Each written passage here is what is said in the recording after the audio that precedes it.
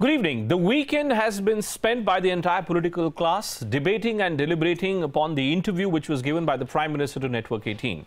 Now, with that interview, the one point which has really unnerved and upset the Congress party is the Prime Minister's categorical assertion that in 2014, when there was a change of guard at the centre, the Prime Minister and the BJP government was seriously inclined towards bringing a white paper which would have told the country about the precarious nature, the precarious state of Indian economy. And the only reason why the Prime Minister chose not to do so was because he was worried that the entire balance of power which existed about the Indian economy, the Indian political ecosystem would have collapsed.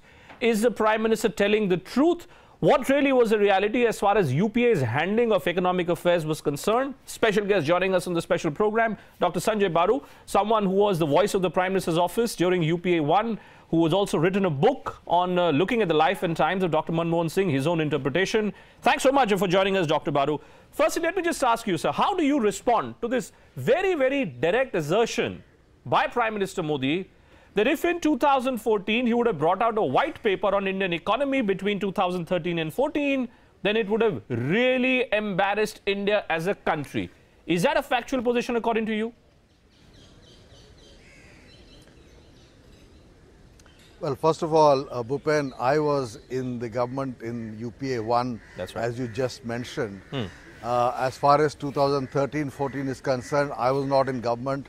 I wish you had invited those who were Manmohan Singh's media advisors in UPA 2 to address this question. No. But since you have invited me and I'm here, let me try to answer it as an outsider. I mean, I was not in government, so I cannot tell you based enough, on sir. any... Fair enough. But this is just on the basis of your insights into the minds of working of Dr. Manmohan Singh, sir. That's all. No, forget about the mind of Dr. Manmohan Singh. I am a business economist, journalist, and I know what was happening in the Indian economy. And all of us have written between 2012 and 2014, things were going wrong. Things were seriously going wrong. And there was a decline in the gross investment ratio. There was a flight of capital. In fact, a lot of Indian companies were taking money out of India. Investment in India was going down. There was what you call a dampening of the animal spirits. So there was a serious economic problem. And part of the reason for Mr. Modi's victory in 2014 was the fact that the economy was not performing very well, and there were serious concerns about employment and inflation and so on. So if the Prime Minister is now saying things were serious in 2014, for me that's not news. I think the question I would have asked is why did in fact the government shy away? I mean, why? I was a critic of the Modi government's first budget. I felt that they had missed that opportunity of coming out with major policy reform. And people in government at that time were telling me, no, there's no need for big bang, incremental steps, baby steps. And Arvind Subramaniam, who's now the chief economic advisor, has built a whole theory of, there is no need for big bang and, step by step, gradual reform. So I actually was one of those who felt that the first 6 months could have been used precisely for this reason. Because there was a global lack of confidence in India. But you see, there was a domestic lack of confidence in India. Indian business was investing more outside. But you see, Prime Minister Modi, and subsequently since that interview to Network 18, various BJP spokespersons have come on the channel, and they have said that the reason why they shied away from bringing out this white paper is that the markets would have been demoralized beyond redemption. That it would have really created a scenario where no one would have been willing to put money on India. Do you buy that logic in the first place, Dr. Baru? Well, that's their assessment. I mean, first of all, you could take two views on that. You could argue, like we did in 1991, tell the truth, the situation is bad. What did P.V. Narasimha Rao do in 1991? Now, I've just finished writing a book on that.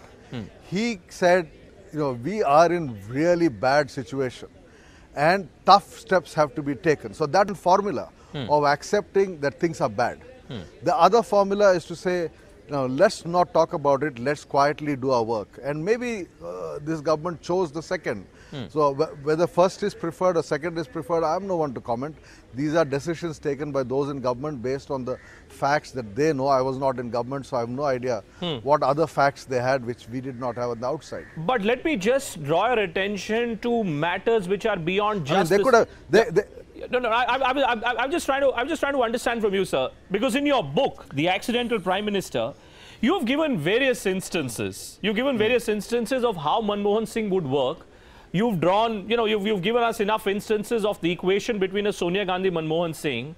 If I was to say that one of the principal reasons why the India story was really going wrong between 2013 and 14 is precisely because of the nature of Manmohan Singh as an administrator and his reluctance to project himself, his reluctance to really assert himself. Would that be a correct interpretation? No, look, 2013-14 things were going bad for a large number of reasons.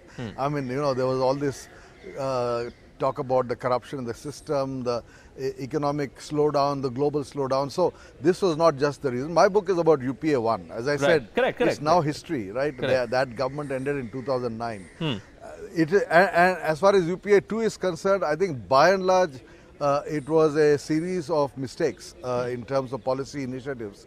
So it was not just in 2013-14, but 2013-14 things reached the nadir with the Aam Aadmi Party's, India against corruption, agitation and the handling of that, and so on and so forth. I think the larger point I'd like to make is that when you're in a crisis, you can either say we are in a crisis and take tough steps, as I said, Narasimha Rao did in 91. Or you say, I don't want to talk about the crisis, but I want to do things quietly that restore confidence in India. And from what seems to have been said by the Prime Minister on the interview, is that he chose the second option, which is fine. I mean, that's his policy preference, that he chose not to alarm the country. He chose to take quiet steps and restore confidence. And the fact is, today there's much more confidence in India. I mean, the economy has turned around. So in some ways you could say that this strategy of the hare as opposed to the rabbit, step-by-step movement has worked. Let me also draw your attention to the other criticism which has been mounted by the BJP against the Congress, which frankly to my mind is a very serious allegation, which is that Mr. Chidambaram in his capacity as finance minister was fudging budgetary figures. BJP spokesperson Jeeval Narasimha Rao is on record saying that in 2 years, the final two budgets which were presented by the UPA government, the budgetary figures were fudged. If indeed that was to be the case, do you not think, sir, that that's a valid case for an investigation? And therefore, I repeat my point. Should there not be a white paper in the handling of whatever may have happened to Indian economy between 2013 and 14?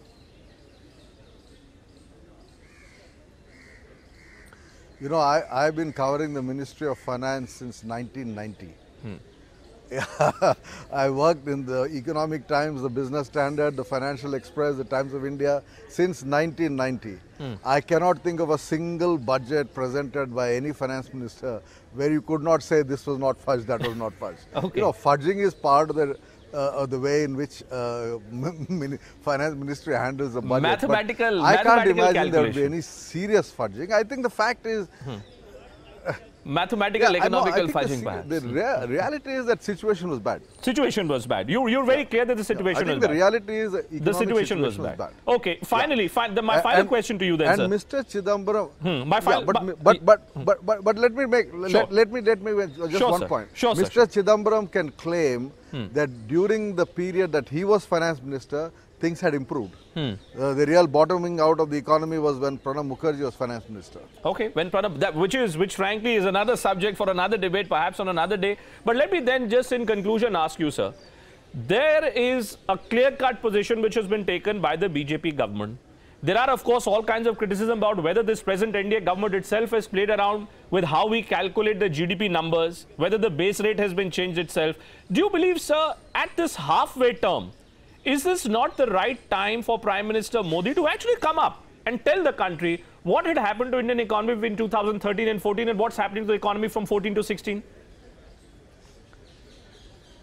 Look, I don't go along with this theory of fudging of misrepresenting the GDP data. You know, you talk to economists like Surjit Balla have written on this subject.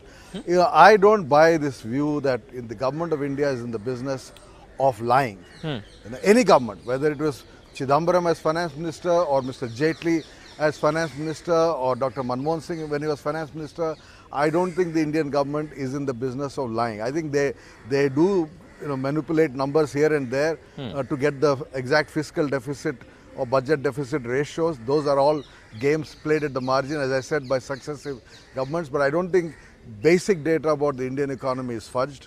I believe that, you know, the system of collection of data is quite transparent in this country. Right. So I would not question the validity. Now, let me put it this way. So I was thinking that I'll wrap up this interview, but a lot of our viewers are looking at each and every word that you're saying very, very carefully. So some more questions coming from the viewers, and I just want to pick up one of these questions for you, Dr. Baru. The question being raised is that you've just said that Pranab Mukherjee was a person who was responsible for mishandling of the Indian economy in comparison to Mr. Chidambaram.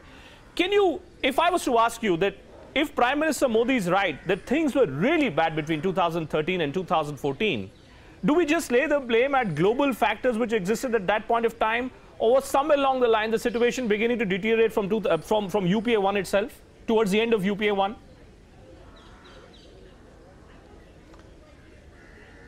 I think UPA 1, you know, India had the highest rate of growth ever.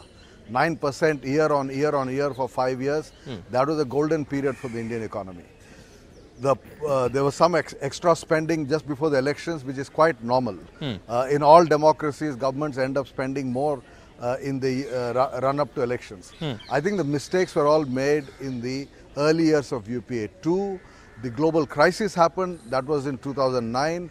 And then the budgets of 2010 and 11 were a disaster. The, you know, retrospective taxation was really the last kind of nail in the coffin of the growth rate. The investment started falling. And if you look at the numbers, the gross investment, the GDP ratio started sharply falling after 2010. And it took a long time for the Indian economy to recover. My distinct memory, sir, of the second stint of Manmohan Singh as Prime Minister was that one statement he made, I think somewhere around 2012, when faced with large-scale global crisis, he took to television cameras and he made one statement, "Paise pedon pe nahi ugte." He said money doesn't grow on trees. And the same BJP, which was then in opposition, you know, latched onto that statement and said, here is a Prime Minister who doesn't have any healing touch, he doesn't have any economical answers, he doesn't have any political answers as well.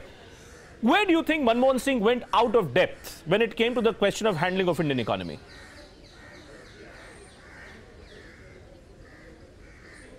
No, as I said, I think UPA 1 was a golden period for the Indian economy. All the numbers, you look at the numbers. And UPA 2 was a disaster.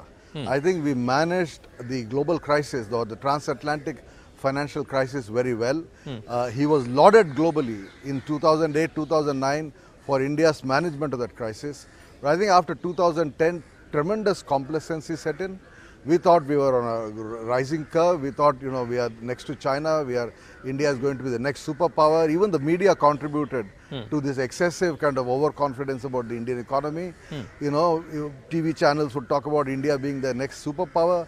I think we fooled ourselves into imagining that this 9% growth we had seen between 2004 and 2009 would go on and on forever. And suddenly the economy slowed down. You had 4% growth for 2 years in a row, and 5% growth. So, you know, the investment went down. So, therefore, to ensure, loss Dr. of confidence in the Indian economy. Therefore, sir, to ensure that we don't suffer from a similar kind of phobia, similar kind of, you know, hyper exuberance, hyper excitement, do you believe that the time is right for the BJP government now to come up with a white paper to tell us the reality? What is the reality of Indian economy? There are experts who speak, and then there is a political reality. Everything can be counter-argued, but is the time right, sir? You know, this... Let's not get fetishistic about white paper. I mean, we are in the media. We demand transparency from government, whether it's white paper or blue paper or black paper is irrelevant.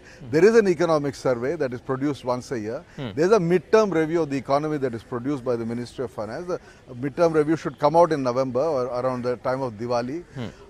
So, you know, these are documents, official documents, and they should put out all the facts and figures. So they should put out all the facts. You don't need another white paper. I mean, there are are all these regular publications of the government. Fair enough. They should have put out all the facts. All right, Dr. Baru, always a pleasure speaking to you. Thanks so much for joining us on this special program on CNN News 18. Sanjay Baru there, one of the most informed political voices of UPA1, and certainly, as he himself points out, an ardent follower of everything related to political economy.